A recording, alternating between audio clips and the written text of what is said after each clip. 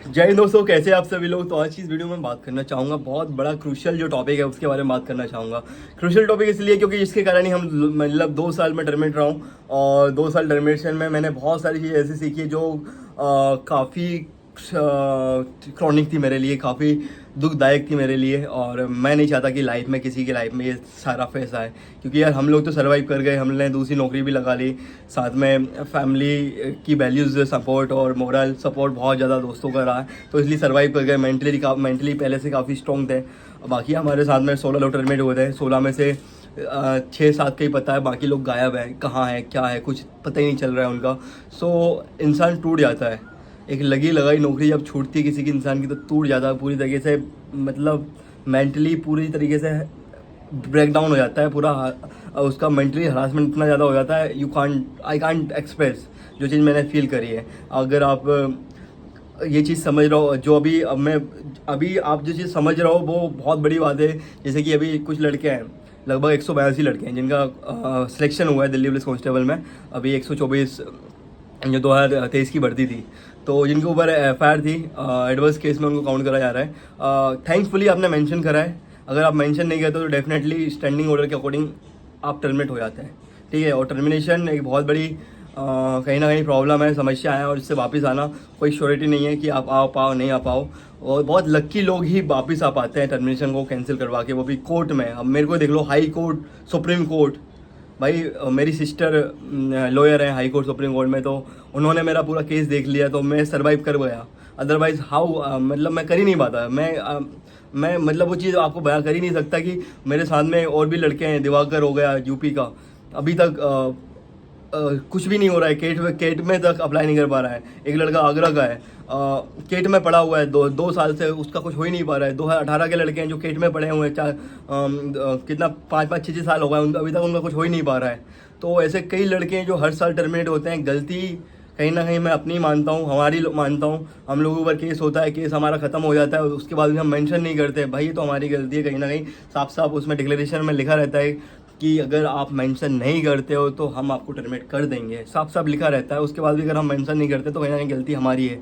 और इस बार भी लगभग अच्छी बात है कि इस बार जो 8,500 की वैकेंसी थी, जिसमें लगभग 182 लड़कों का मुझे जहाँ तक आइडिया है, 138 लड़के तो हमारे व्हाट्सअप ग्रुप में जुड़े हुए हैं। और बाकी आप कमेंट करके बता सकते हो कि आपके ऊपर भी सेम प्रॉब्लम है, आपकी ज्वाइनिंग नहीं हुई है। तो मैं अभी बताने वाला हूँ कि आपकी ज्वाइनिंग कब तक होगी। तो दोस्तों अभी क्या चल रहा है, जैसे कि अभी दोनों बैच की ज्वाइनिंग हो गई। एक तो मार्च वाला 2024 में आ गया था, और एक जुलाई 2024 में आ गया था। तो सब लोग इंतजार कर रहे थे जुलाई में हमारी ज्वाइनिंग हो जाएगी। लेकिन यार आपका एडवर्स केस है। एडवर्स केस किस लिए? क्योंकि आपके ऊपर कभी एफआईआर हुई होगी, एफआईआर अभी खत्म हो गई होगी। कोई भी एफआईआर हो, चाहे वो 323 की हो, 498 की धारा लगी हो, दहेज प्रथा का कोई केस लगा हुआ है, कोई भी XYZ कोई भी केस रहा हो, तो आपका एडवर्स केस में काउंट करा हुआ है, उसकी आपकी अभी ज्वाइनिंग नहीं हुई है। ज्वाइनिंग इसलिए नहीं हुई क्योंकि अभी आपकी कमेटी बैठी हुई है या कमेटी बैठने वाली है, उसमें आपके केस को स्टडी करेंगे कि यार आपने जो केस मेंशन करा है वो सही है कि नहीं है, आपका केस खत्म हुआ है कि नहीं हुआ, केस पेंडिंग तो नहीं है। देखिए यार, जिसका केस पेंडिंग है, टू बी वेरी ऑनेस्ट, उसकी ज्वाइनिंग मुश्किल है होना, ठीक है। जिसका केस पेंडिंग है उसकी ज्वाइनिंग मुश्किल है होना। तो सबसे पहले अपना पेंडिंग केस को ख़त्म करें, सबसे पहले अपना पेंडिंग केस जाके ख़त्म करें, तब जाके ही आपका कहीं ना कहीं, क्योंकि उसमें आपको पता नहीं आप गिल्टी हो नॉट गिल्टी हो। जब तक आपको पता ही नहीं चलेगा कि भाई मैं गिल्टी हूँ नहीं हूँ, तो आपको कैसे आपको उसको एक्सपेक्ट कर सकते हो। तो सबसे पहले अपना पेंडिंग केस ख़त्म करें। बाकी जिसका केस ख़त्म हुआ है, चाहे वो एक्विटल से रहा हो या फिर कॉम्प्रोमाइज़ इस पे रहा हो। मेरा भी 2 धारा में कॉम्प्रोमाइज़ था, तो मेरा भी केस खत्म था। लेकिन ज्वाइनिंग हमारे साथ वालों की हो गई थी जिनने मेंशन करा था, लेकिन मैंने मेंशन नहीं करा तो मैं टर्मिनेट हो गया था। तो अभी मेरी सुप्रीम कोर्ट से वापसी हुई है। तो अब आप लोग 182 लोग हैं जिनकी अभी ज्वाइनिंग होना बाकी है। तो प्रोबेबली आपका एक नया बैच बनने वाला है, और उसमें आपकी ज्वाइनिंग होगी। तो जल्द से जल्द 2-3 महीने के अंदर आपको इन्फॉर्म कर दिया जाएगा, जल्द से बुला लिया जाएगा। और अपना केस आप बताइए क्या है, क्या क्या क्या धाराएं लगी थी, आप कमेंट करके बताइए। और ये जितने भी 182 लड़के हैं उन तक ये वीडियो में कमेंट करें, पहुँचाएँ उन तक, ताकि वो अपडेट रहे हमसे, और हमें भी कोई इन्फॉर्मेशन पता चले तो हम आपको बताएंगे। ऊपर से फिर वो CISF के लड़के हैं जिनके अभी ज्वाइनिंग नहीं हुई है, उनका भी सेम मैटर था। कुछ तो SI है और कुछ कांस्टेबल हैं। तो भाई आपकी वो कमेटी और वो स्कैनिंग कमेटी वगैरह वो भी चल रही है। अगर आपका जैसे कि किसी का 2 साल हो गए हैं तो बिल्कुल भाई वो केट जा सकता है, क्योंकि 2 साल बहुत लंबा टाइम हो जाता है। तो कोई केस जा सकता है। एक लड़के का मैसेज आया था कि वो CRPF से टर्मिनेट हो रखा है।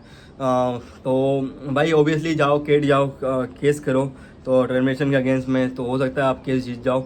और बाकी जैसे और भी लड़के जिनकी मेडिकल होता है, मेडिकल में आउट हो जाते हैं, फिर उनका फिर वो केस कर देते हो, फिर मेडिकल बाद में फिट रहते हैं तो उनका भी केस रहता है। तो उनकी भी ज्वाइनिंग भाई कमेटी के अकॉर्डिंग ही बनने वाली है, अकॉर्डिंग होगी। और जैसे काफ़ी लड़के ऐसे जिनके ऊपर केस रहता है, उनके टर्मिनेट हो जाते हैं या जिसकी ज्वाइनिंग नहीं हो पाती है, बहुत सारे ऐसे इशूज़ होते हैं।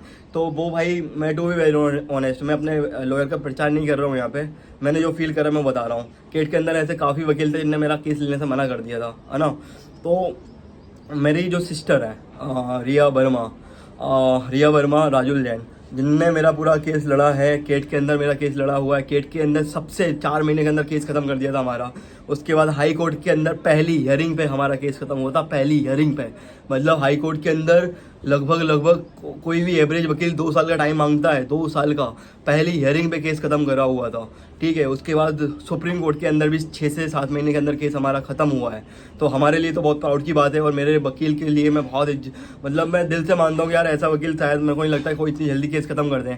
हमारे साथ वालों के केस अभी चल रहे हैं, 2018 के केस चल रहे हैं, अभी तक केट में लटके पड़े हुए हैं। हमारे साथ के 2022 के केस अभी केट में लटके पड़े हुए हैं। और क्योंकि तो आपको कभी भी रहता है कि अगर आप कोई इशू हुआ है, ज्वाइनिंग से रिलेटेड कोई इशू हुआ है, टर्मिनेट हो गए हो, कोई भी कुछ दिक्कत होती है तो आप केस करते हो, तो बिल्कुल मैं तो रेफर करूँगा। बाकी आप और भी वकील से बात कर सकते हो, लेकिन हमारे वकील थोड़ा स्पेशल है यार, मैं पर्सनली मानता हूँ। क्योंकि आप मेरा जजमेंट पढ़ के देखना, इतना लैंडमार्क जजमेंट है, आप सर्च करना डायरेक्टली गूगल पे, आपको मिल जाएगा।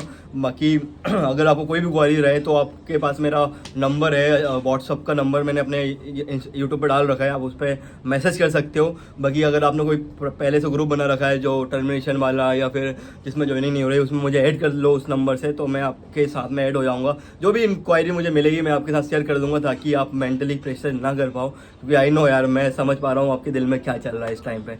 एक जब आपकी जॉब लग जाती है तो आप बता नहीं पाते हो, आपकी ज्वाइनिंग नहीं हुई तो अपने पड़ोसियों को नहीं बता पाते, घर वालों को नहीं बता पाते, रिश्तेदारों को नहीं बता पाते क्या हो रहा है, क्या आप फील कर पाते हो। मैं लिटरली बता रहा हूँ 2 साल तक यार, 1.5 साल मतलब जब तक मैं टर्मिनेट था, जब तक मेरी दूसरी नौकरी नहीं लगी थी, मैं घर नहीं गया था। मेरे दोस्त जो हाई कोर्ट से केस जीत के वापसी हो गई है उसकी आज, अपनी मम्मी को आज जब 2 साल में जो केस जीता उसके बाद बताया, उसकी मम्मी को आज तक लग रहा था कि हमारा लड़का जॉब कर रहा है। तो हिम्मत नहीं होती घर पे बताने की। मैं समझ रहा हूँ आपकी फीलिंग। तो अगर आपके साथ में ये दिक्कत है, आप बिल्कुल कमेंट करिए, मैसेज करिए। बाकी हमसे जो होगा हम बिल्कुल करेंगे। और आपको ये तो है कि आपको मेंटली बहुत ज़्यादा प्रेशराइज नहीं होने दूंगा मैं, क्योंकि जो चीज़ मैंने प्रेशर कर ली है कहीं ना कहीं मैं आपके साथ शेयर करके वो चीज़ आपको एक पॉजिटिव वे में आपके साथ शेयर करता रहूँगा, ताकि आप भी कहीं ना कहीं आपको पता रहे कि इन फ्यूचर क्या होने वाला है। तो आप एकदम बिल्कुल ब्रेक डाउन ना हो जाए, टूट ना जाओ। So thank you so much. Video share करना उन लोगों के साथ में जिनके साथ ये दिक्कतें हैं। Thank you so much. जय हिंद, जय भारत।